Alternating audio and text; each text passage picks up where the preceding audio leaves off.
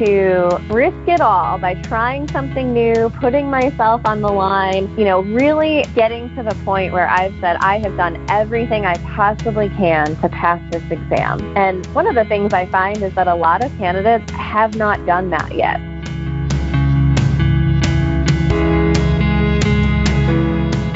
Hello, everyone. Welcome to Life in Accounting, a podcast production of whereaccountantsgo.com. I'm Mark Goldman, a CPA and your host for this show. If you are just joining us for the first time, we are a show that's all about accounting careers, what it takes to start your career, to progress in your career, and specifically all the different career paths that are available to you with a background or education in accounting. Well, that clip was from another unique guest, Erin Daiber. Erin's a CPA herself, and 50% of her efforts in her own business now, Well-Balanced Accountants, are spent helping others to pass that same exam and become CPAs themselves. She started her career in a typical fashion, but quickly realized how important good managers and mentors are, and that took her into the field of coaching. It wasn't too long, and she decided to focus strictly on the accounting profession for her own coaching business. That business is Well-Balanced Accountants. I just love the name. Well, about half of their efforts are focused on training for career development. And then, believe it or not, the other half of her efforts, as I mentioned earlier, are spent coaching individuals that have been struggling to pass the CPA exam and to provide them with resources and support to get them through that effort to the goal of passing. This is the first time I've done this, but certification is very near and dear to my heart, and I know it's a struggle for so many people to balance all of life's demands when studying for the exam. So I asked Erin if I could be a part of her referral program and help get the word out. As luck would have it, she does have a referral program in place already for both her live and online programs. So after you listen to Erin's story, if you feel like you would benefit from the additional support while pursuing the CPA exam, make sure you mention Where Accountants Go when you contact Erin and Well-Balanced Accountants. That way she knows where you heard about her services, and yes, that will help support the production expenses of this podcast as well. You can find Erin at www.wellbalancedaccountants.com. Once again, I just love that name. That is too cool. Well, on that note, let's go ahead and get to the interview. Here is Erin Daiber of Well-Balanced Accountants.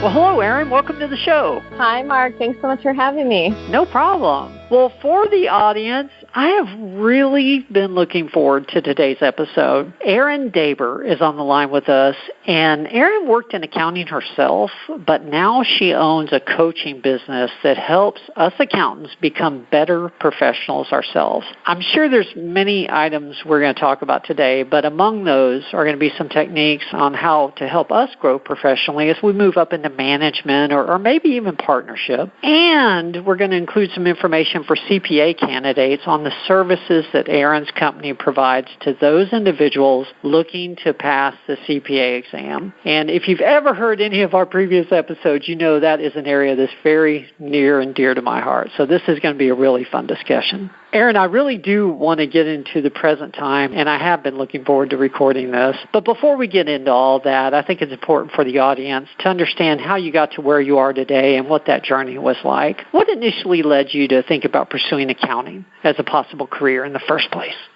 Well, what's interesting about that is that in my sophomore year of college, we got to the point where you need to select your major and start to focus in on what you want to study long term. And my parents came to me and said, well, Erin, have you thought at all about what you'd like to major in? And I vividly remember looking at both of them and saying, you know what, I'm not sure exactly what I want to study, but I know for sure I'm not going to study accounting. And so you can imagine their surprise 3+ years later when they attend my graduation with an accounting degree. And so I'll tell you what happened in the between part there. I was registering for classes my sophomore year of school, and I was a little bit late to the game. I had transferred into this university, and for whatever reason, I didn't have my first pick of classes. And I went in, and I knew I had to take an intro to accounting class. And when I went into the system, the first thing I saw was that the only professor available was this professor that had quite a reputation for being really tough. He really prided himself on being sort of the gatekeeper to the accounting major, and he wasn't going to let anybody in that he didn't think was going to make a great accountant someday. So I thought, oh gosh, now I have to take class with this professor. He's going to really take it out on me. He's going to know right away that I'm not cut out to be an accountant. So I'm gearing up for this class. His name was Dr. Bloom. He is the nicest man ever and really a fantastic professor. But I was intimidated. I was scared. I thought there's no way I'm going to survive this class with him. And a few weeks into the semester, he was returning our exams, and I'm sort of holding my breath, oh gosh, I wonder what this is going to look like. And he came to my seat and he leaned in and he said, Miss Daiber, you're really good at accounting. You should consider a career here. And that was it. I was like, well, if the toughest professor in this department thinks that I'm good at accounting, I must be really good at accounting then. And that was all it took for me to change the whole path of what I thought I was going to do in school and in life and my career. So it didn't take much, just a little bit of encouragement from someone who I respected. And before you knew it, I was an accounting major. Oh my gosh. People talk about, getting an encouraging word or something like that, but that one little comment that changed your whole trajectory. What were you against about accounting as a major in the first place? Yeah, I actually don't remember. I just think, I don't know, I feel like when you're 19 or 20 and you're in those first few years of school, I feel like we don't really know ourselves that well at that stage in life, and we're requiring a lot of students at that stage to know what they want to do long term. So I just don't feel like I truly had a good idea of what I wanted to do. And I guess I had misperceptions also about the culture and what it meant to be an accountant. I only knew what I had seen on TV and in the movies, and they don't portray us that nicely in Hollywood, I should say. So I had some preconceived notions of what it was. But once I got involved in, accounting society at school and started the recruiting process for internships and started to meet people that were in the profession, that's when I started to see not just that somebody thought I was good at it and that I would make a good accountant, but I started to see myself fitting in with the profession for the first time. So I think that's what really started to change things for me. Interesting. So were the rest of your accounting courses fairly easy or reasonably easy for you? Did you find you had a natural knack for it going through school? No, actually not. I keep coming back to that same professor. He used to play this game with us called Every Journal Entry Tells a Story. And he would start and end most classes with this game. And he would put a journal entry up on the board, and we would have to describe what was happening in a business that would cause this journal entry to be booked this way. And I would sit in my seat just praying that he wasn't going to call on me because I never knew the answer. I was terrible at that game.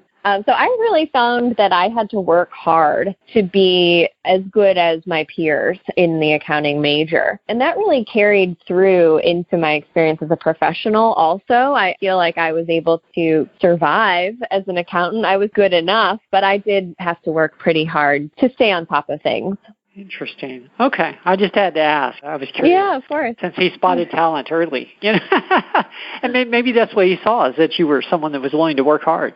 That's interesting. So what were your first few jobs in accounting like out of school? How did you get your career started? Well, I went through the recruiting process at my university. They had a really robust process, like a lot of schools have today, where the accounting firms were coming on campus. We had a lot of opportunities to meet professionals, sometimes alumni from a number of different firms, the Big Four and others. And so I went through that recruiting process as a junior in college and was able to start an internship with Ernst & Young back in the Cleveland office where I grew up, and that's where I went to school, and ultimately received a full-time offer from them as a result of that internship. So I was very excited. A lot of my friends were also going to be working at the firm with me. But as I got closer and closer to graduation, I started to feel this sense that I needed to move. I needed a change of scenery and really wanted to move to California.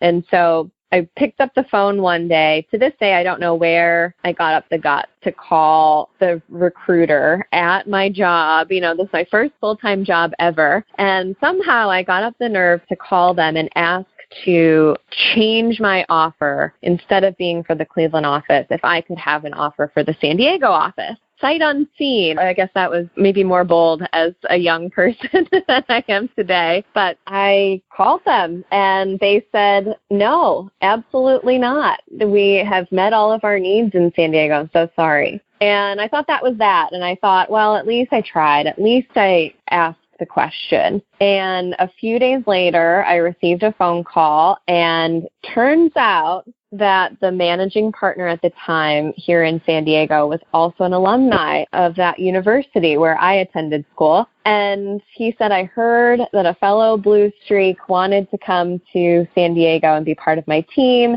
If that's true, we would love to have you. And so it was really a number of factors that all came together perfectly, but I was able to start my full-time job out here in the San Diego office. So I got really lucky. And I'm forever grateful because that really made the transition out to the West Coast to a brand new city really easy. You don't know if you don't ask. That's amazing. Yeah, exactly. So I worked in the audit practice here. I had an opportunity, like many, to experience a lot of different industries. I spent a lot of time working with clients in the biotech sphere. We have a lot of those types of clients here in the San Diego area. Also, quite a few real estate clients, some that were public, some that were just getting started, some really fresh baby companies in the pharmaceutical industry that were hoping to get acquired. So I had a really wide range of experience during my time there. And ultimately, after about 3.5 years,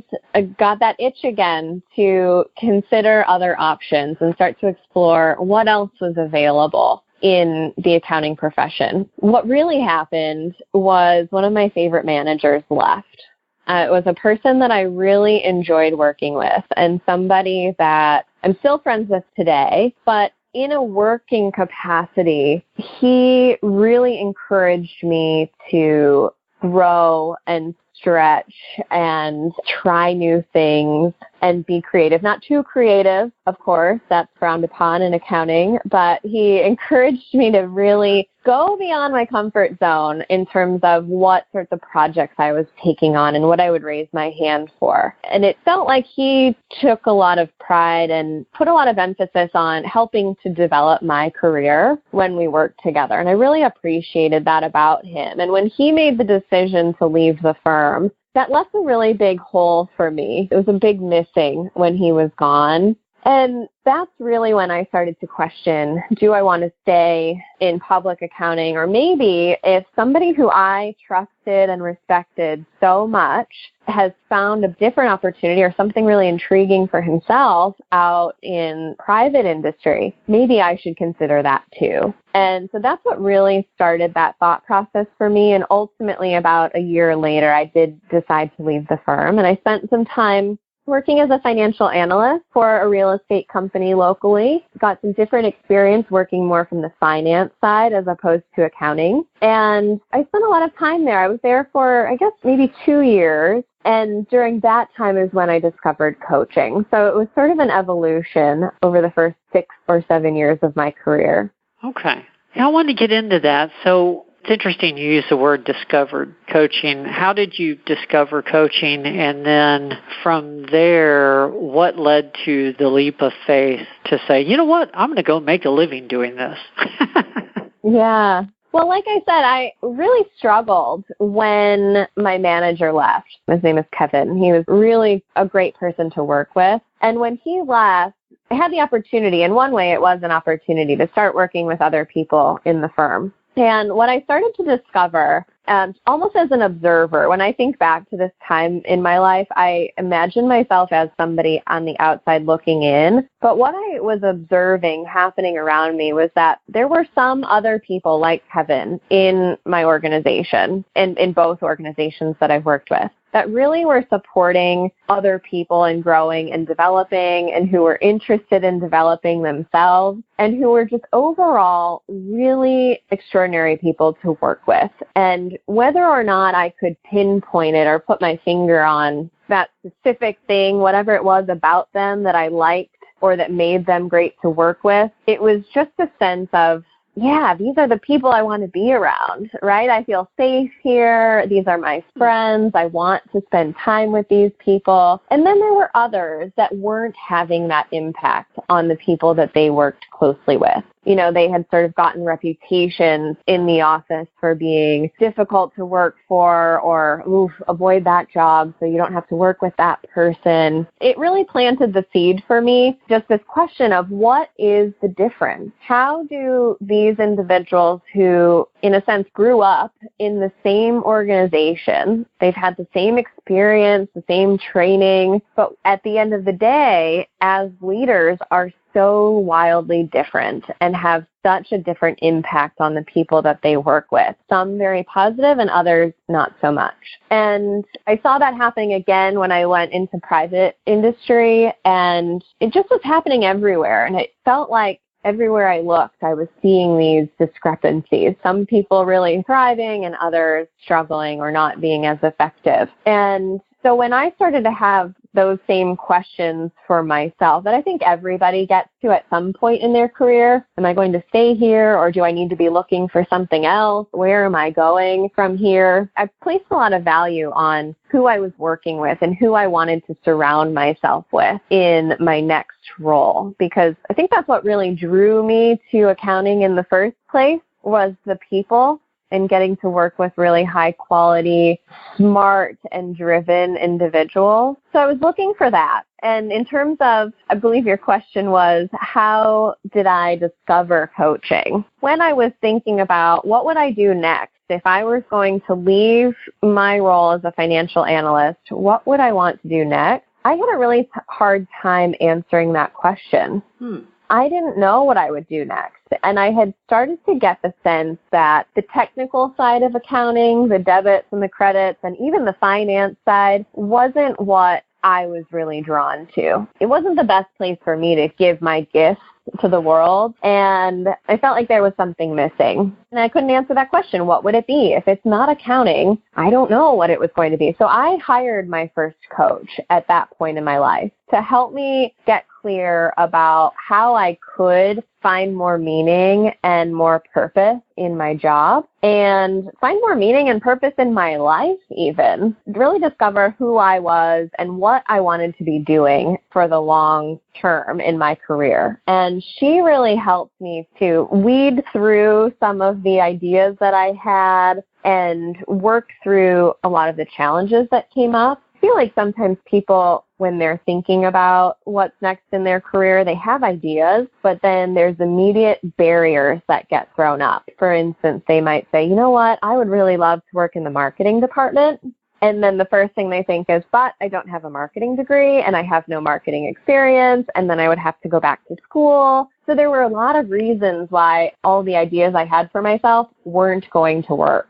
And that just kept me stuck and kind of paralyzed. And she helped me to work through that and discover that what I really wanted to be doing was working with the people in the accounting profession, but not in a way that required me to do the technical side of accounting. So that really was the beginning stages of me finding coaching as my path to do that. And you've had your business 5.5 years or so, maybe longer, shorter, somewhere in there? Yeah. I believe it's going to be 6 years this year.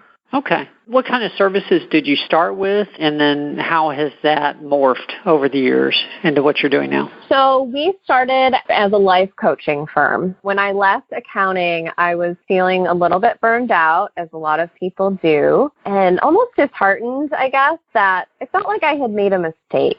I don't relate to it that way now, but I felt like I had made a big mistake in choosing that career, and that maybe if I had chosen something else, that things would have turned out differently. So I just had sort of a negative experience that I was carrying around with me. So when I first started my business, I, again, was not necessarily focused on working with accountants. I needed a break. I wanted to get out there and practice coaching all different kinds of people, and grew my practice. I mean, frankly, coaching anybody that would hire me. I think that's how it goes when you start a business, right? Yes. I'll take any clients I can find, and I just want experience, and I want to build and grow and develop this skill.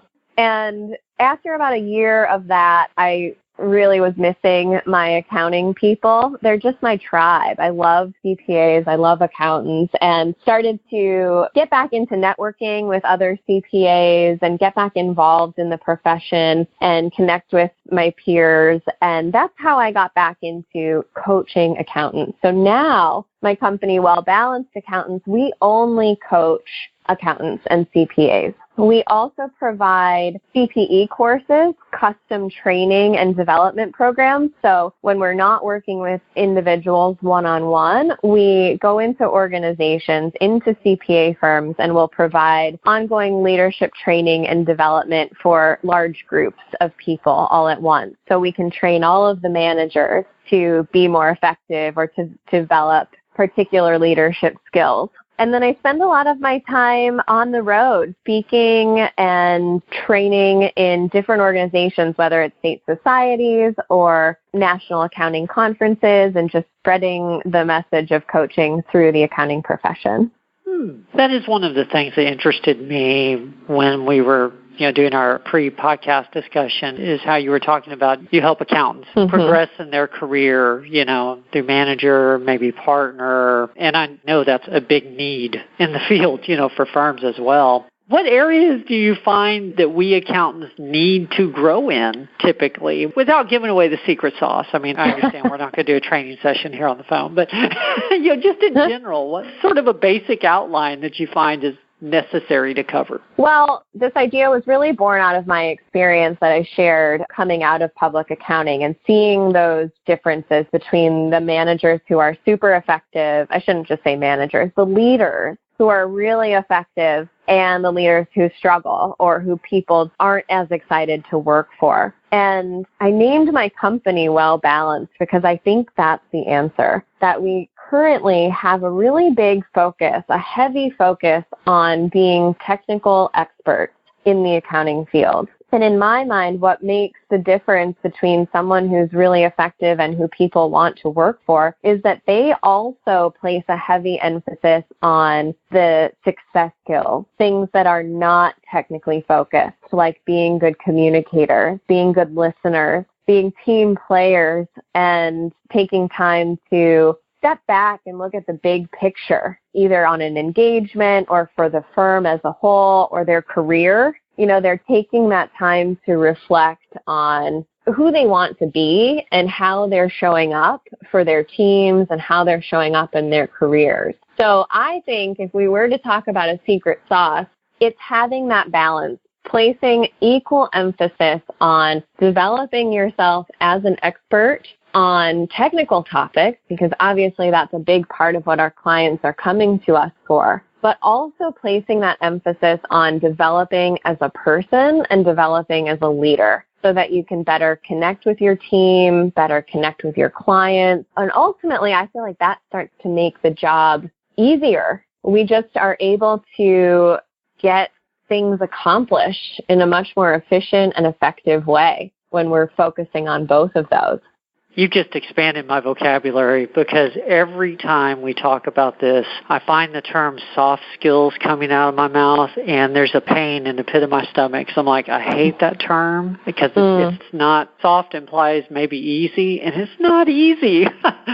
success skills. I love that. Yeah, that is a good term for sure. Getting people to realize that adjustment is needed doesn't seem like something you learn in a 1-hour training session. Are there personal coaching programs that you work with, people on an individual one-on-one basis as well, or is it pretty much all done in groups, or how does that work? No, I work with individuals one-on-one. Sometimes when I think about a topic that is useful for training, it is more on the success skills side, such as communication or delegation or how to provide meaningful feedback to your team. Those are really good candidates for group training, but a lot of the deeper inner work is really well done in a one-on-one conversation with clients.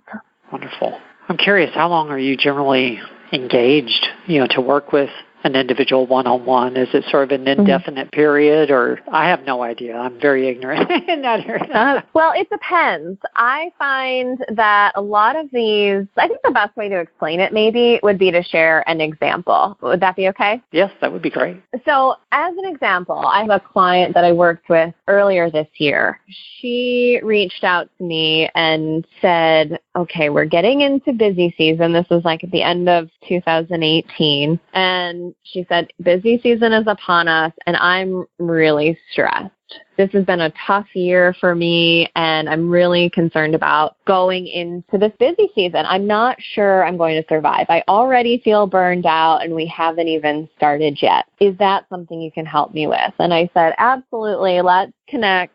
So we started to work together throughout the busy season, which typically is a time when people think, I don't have time for anything else. I just need to focus on my deadlines and the task at hand. And they cut out things like coaching and other support structures that really serve them. And she was the opposite. She said, no, I need this now during busy season. So we worked together for 6 months. We've been working together for 6 months. And so she was struggling with burnout going in. And one of the main things that we worked together on was helping her to identify the certain things, the skills and the tools that she had been using to get to this stage in her career. So to give you some context, she was a senior level, about to be promoted to manager, just about eligible to be promoted to manager. And I think this is common with a lot of my clients, is that they reach a point in their career where the tools and the approaches and the skills that they have in their toolbox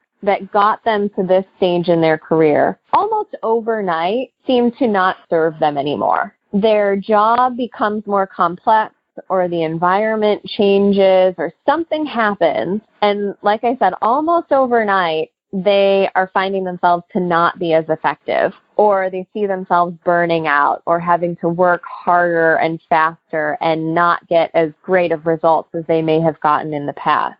And so what I worked with her on was starting to identify what were those skills, first of all, that got her here. What were those things that people praised her for and told her she was great at? And one of the things that she recognized was in being a mentor. She was really always praised for being a good mentor, being a teacher, being someone who would guide the staff, answer all their questions. She was always available. She never wanted anyone to feel like they were alone, which is such a great quality. That's not something I would ever recommend that someone get rid of. But what had happened is that skill that served her and that so many people praised her for and adored her for having started to cost her. It started to cause her to burn out because she was being so available for everyone around her. And she wasn't setting boundaries, and she was serving other people and not taking care of herself, not getting her own deadlines taken care of, really struggling to stay on top of her own workload. And this happens a lot where these things that got us here, things that really have worked for us in the past, become liabilities. We overdo it, and it starts to cause us to struggle. For her, that was a huge aha moment that she realized that, it wasn't a bad thing that she was available and supportive of the staff, but it wasn't working in the way that she was doing it now. And in fact, she also realized that by her being constantly available for her team and ready and willing at the drop of a dime to answer all of their questions, she was actually holding them back. She wasn't causing them to step up in their career or to take the initiative to do research. They were just becoming dependent on her and coming to her with everything. And when she realized that what she was doing, even though it was from good intentions, she had the best of intentions in being there for her team that way. When she realized that that was actually holding them back and stifling their growth, that's when everything shifted for her. So we accomplished all of that in 6 months, and it has made a huge difference for her in terms of just her own personal well-being and how she's showing up as a leader. And I really believe that as she moves up in the organization, that's going to make a huge difference going forward. That's very valuable. You're exactly right. Managers, a lot of times we end up building a prison, a trap for ourselves because we build a situation where everything is dependent on us. We're the bottleneck. And of course, you want to keep progressing and that kind of thing, and eventually it becomes unmanageable. And you effectively remove that roadblock for her. That is wonderful. I want to talk about the other side of your business as well. I definitely don't want to run out of time for that. If I understood this right, I think you said 50% of your work is with CPA exam candidates? Correct. Okay, so what do you do for CPA exam candidates exactly? How do you help them? I'm just starting to become familiar with coaching for candidates, and it's an intriguing area for me. So let's talk about that. Absolutely. Well, the thing I love the most about coaching CPA candidates is that we get to use the CPA exam as one little window into their career and into their life. And what I mean by that is the way we do one thing is the way we do most things. So if someone is struggling with the CPA exam, say with finding time or protecting the time that they're going to study during the day, chances are as they move up in their career, they'll also struggle with setting boundaries around maybe they will hesitate to say no to work and they'll just be sort of the yes person and they'll take on all the work going forward and just potentially burn themselves out. So we get to use the CPA exam as a way to help candidates obviously pass the exam. That's our primary objective, but also to help them develop these success skills and identify places where they could potentially struggle as they move forward in their career. So that's one of my favorite parts about it is that we are not only focused on the exam, but they'll also walk away with skills that are going to serve them long term in their career. So I mostly work with CPA candidates who have struggled with the exam. Many of my clients have attempted the exam at least one or more times on their own, sometimes 10 or 12 times. That's not an exaggeration. Some of my clients have been at this for years and maybe have had success on one or two parts and really struggle with passing. Maybe they're struggling with financial and they just can't get over that 75 with that exam. And so then they start to lose credit on a previous exam. So it just becomes this really tedious, never-ending cycle. And what I found over the years was that a lot of the techniques that supported me from the coaching that I received and from the work I was doing with my leaders in organizations applied to the CPA exam. Like getting out of our own way mentally, going into the exam with a really positive mindset, not psyching ourselves out before even starting the exam. Some of the CPA candidates I meet have built this exam up to be such a monster in their mind that they're almost defeated before they get started. So that's really where the idea came from, was that I was seeing patterns and seeing techniques I was using with my leadership clients that could help candidates with the CPA exam. So it's not tutoring. We don't talk about any of the technical content of the exam, but I am supporting my clients in coming up with a really solid approach that's going to work for them, for their lifestyle. And we have to be able to fit the CPA exam into their life and not the other way around.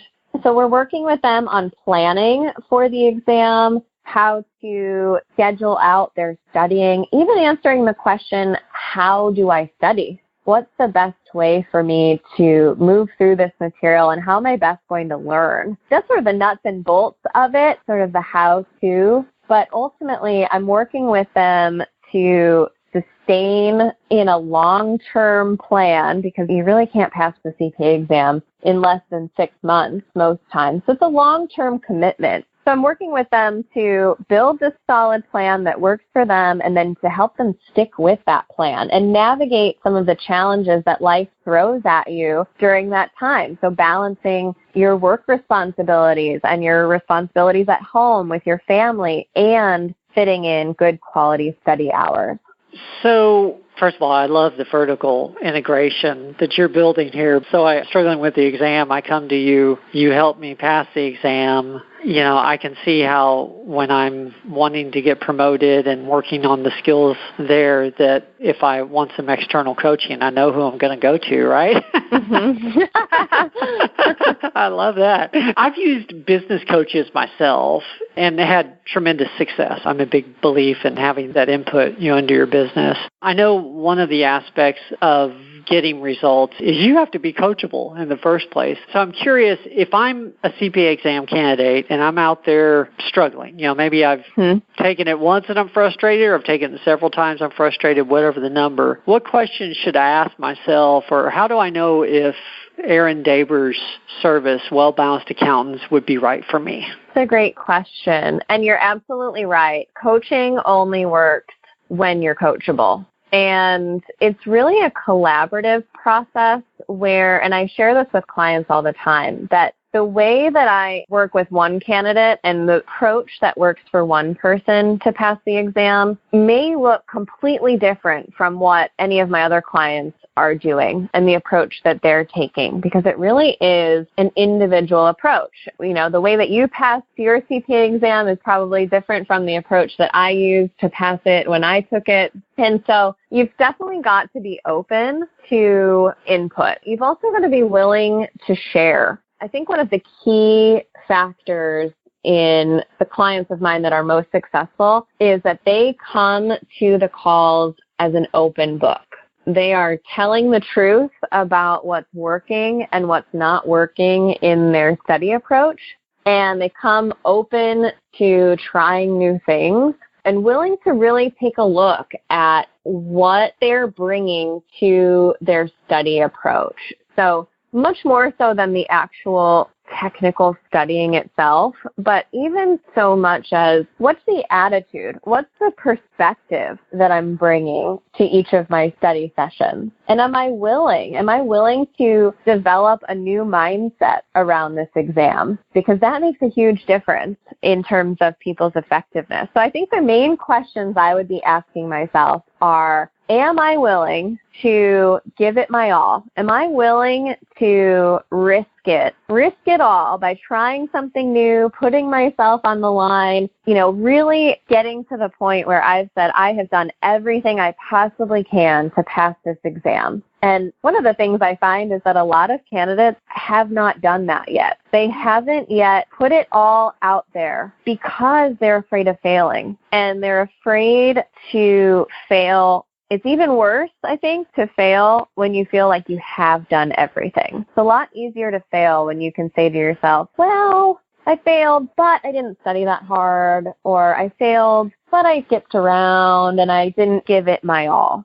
So the main question would be, am I willing to give it my all, even if that means that you might not pass the exam? Is that okay? And am I willing to open myself up, open up my mind to new ideas and new approaches to potentially get the result that I'm looking for? Those would be the two main questions. I like it. You're not afraid to have a difficult conversation. That makes you a good coach. I am definitely not. Maybe there's a third question now that you say that. The third question might be, am I willing to hear the truth? Because I'm very willing to tell someone if I don't think their study approach is getting the job done. And sometimes they don't like to hear that, but most of the time they know I'm right, for lack of a better term, because they've seen in their results that it's not working. Sometimes we try to convince ourselves that it is working, even though we know deep down it's not. So a lot of our work together between myself and my CPA clients is, like I said, telling the truth, really getting down to the core of what's going to make the biggest difference and where they're potentially holding themselves back just out of fear and insecurity. And that's totally normal. And it's something that we can absolutely get them through in order to pass the exam. There you go. Well, I want to make sure we leave time for the final 3 questions. One more question before we get to that, though. In a nutshell, where do you see well-balanced accountants going? What's your vision for your service? One of the things I love most about my practice is when I have an opportunity to do that deep development work at the highest levels of organizations and with the partners in firms, because we're really able to change the tone at the top of these organizations, and I get to then support these partners in scaling their leadership down to all of the levels within the organization. So I see myself doing a lot more of that work to develop these firms, help them to thrive and be sustainable and healthy in the long term. And I'm really passionate about supporting the profession in building, I call it building balanced leaders at all levels of the organization. And I think about firms that have everyone at the top, everyone in the organization on the same page. Everyone's clear about the vision for the firm. They're clear about who they serve and how they serve their clients. They're clear about the company goals. And their professionals are deeply connected to their clients. And every time they go and have an interaction with the client, they're exceeding client expectations. And I think about a profession where the work that we do, from 9 to 5 or 9 to 9, let's be honest, the work that we're doing during those hours that we're there supports our life outside of work. And really where all of our teams inside of these firms and organizations are pulling in the same direction and they're meeting their goals and exceeding their goals year after year. That's the vision that I have for my clients. And so the vision that I have for our company is that we're going to continue to grow and develop solutions to help solve some of those biggest challenges that are happening inside of organizations. And ultimately, we're going to do whatever it takes to partner with our clients so that they can have the firms that they've always wanted. I just had to ask because I can tell you really enjoy what you do, and I know from the services you're providing, you're making a big difference. So that is exciting. You've got an exciting future ahead of you, for sure. Thank you. Well, I do end every podcast with the same 3 questions, so we probably should get to those. The first one is usually the easiest. From a career perspective, what's been your proudest moment? This is actually a tough question for me because I feel like I have a lot of really proud moments, but I will say the ones that impact me the most, it happened through my work with students.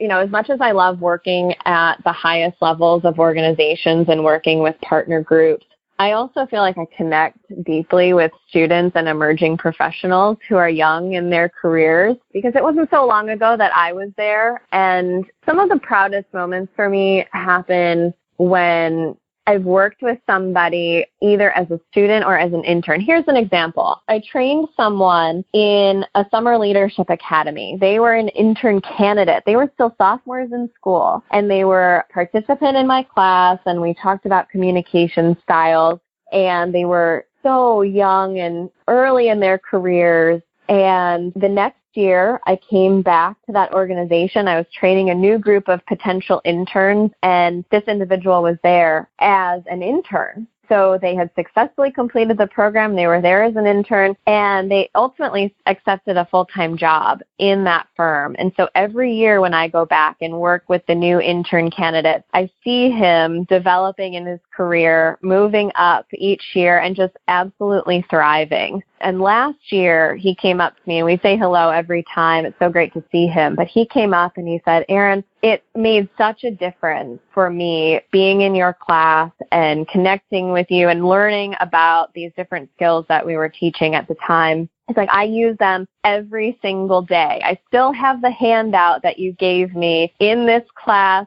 4 years ago, and it sits at my desk now as a senior tax professional." And it's moments like that when I can see the work that I've done, in one day, that one day has impacted this person's life for years and years, and I hope will continue to serve him in his career as he goes forward. It's moments like those that just let me know that I'm absolutely doing the work I'm supposed to be doing. Yeah, those moments are special. Having a tough day and then you get a message like that, or you see that or remember that, and it makes it easier to go on. Yes. Well, second question, tell us about a mistake you made and what you learned from it, because really that is what we're after. But we really do like the really bad, huge, colossal kind of mistakes. Oh my gosh, I feel like there have been so many. I don't know if anyone else feels this way, but I had a hard time coming up with a big mistake. I think I've blocked them all out. I think as soon as they happen, I'm like, oh, forget that even happened. But I think one of the biggest mistakes that I made that has been sort of a consistent challenge is trying to do it all by myself. I saw myself doing that early in my career where I hesitated to reach out for support, hesitated to raise my hand and say, hey, I need help over here. I need some support. I'm struggling. And that carried forward. And I think it got even worse as an entrepreneur, where I was literally on my own in my own business, and I didn't have employees when I first started out. And in order to save money or, just look like I had it all together, I had a tendency to just take on everything and not ask for help, not seek out expert advice, with the exception of my coach. I never am without a coach. But even things like my website, I think my first website, I built it by myself, which for those people who know me, they know I am not a technical person in that way. That was a huge mistake. And so that's really the thing that I'm always on the lookout for myself now, is where can I find somebody who can do this better than me so that I can focus on doing the thing that I'm best at, which is coaching and connecting with people and training and doing these sorts of things,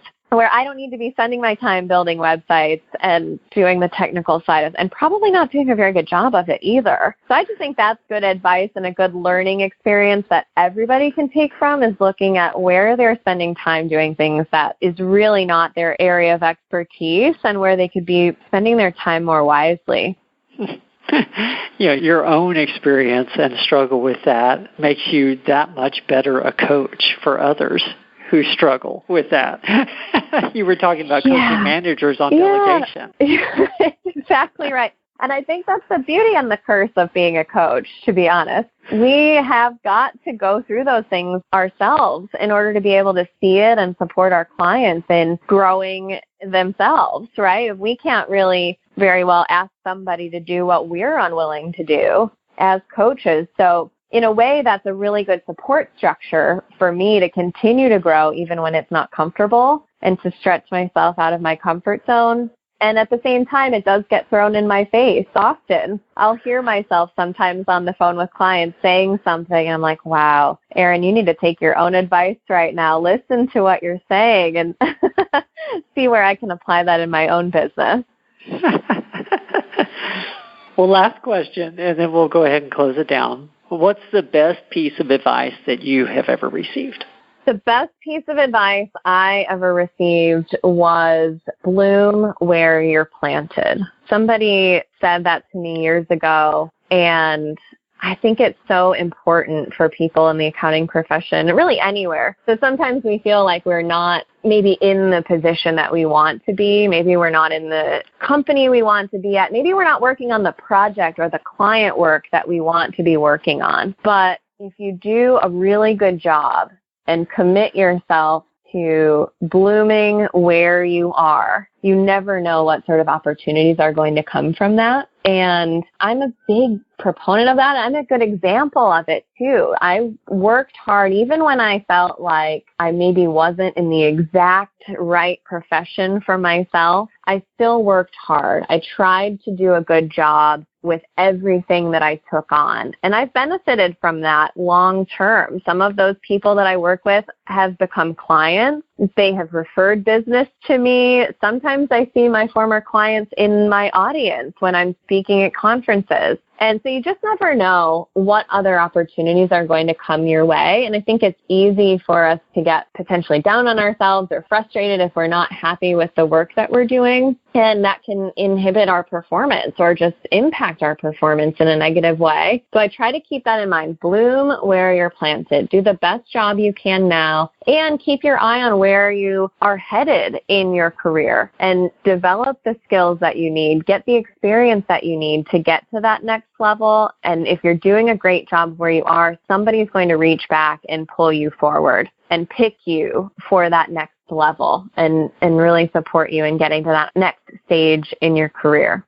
Wonderful. This podcast is all about career growth for accountants, so that is perfect advice to end this on. Just perfect. Thank you very much. Well, for the audience, this has been Life in Accounting, a podcast production of whereaccountantsgo.com. If you haven't yet come to our website, please do so. Obviously, we have the show notes for all our episodes, including Erin's. Plus, though, we have an extraordinary amount of career-related content to help you move your career forward. Other podcasts, blogs, books, many, many things to help you move your career forward. Once again, that website is www.whereaccountantsgo.com. Well, Erin, this really has been a joy. I learned a lot myself, and I've really enjoyed recording it. If someone wants to contact you for more information, maybe they're struggling, with the CPA exam, or maybe they've got a firm and they want to develop some team members, what's the best way to find you or contact you? Definitely. You can visit our website. It is wellbalancedaccountant.com, all one word, or you can email me directly. It's Erin@wellbalancedaccountant.com, and you can check us out on Instagram. Same thing, Well Balanced Accountant. Wonderful. Well, this really has been a fun interview to record, and thank you to all the audience members out there as well. We couldn't do it without you. We will see everyone next week. There's more to come.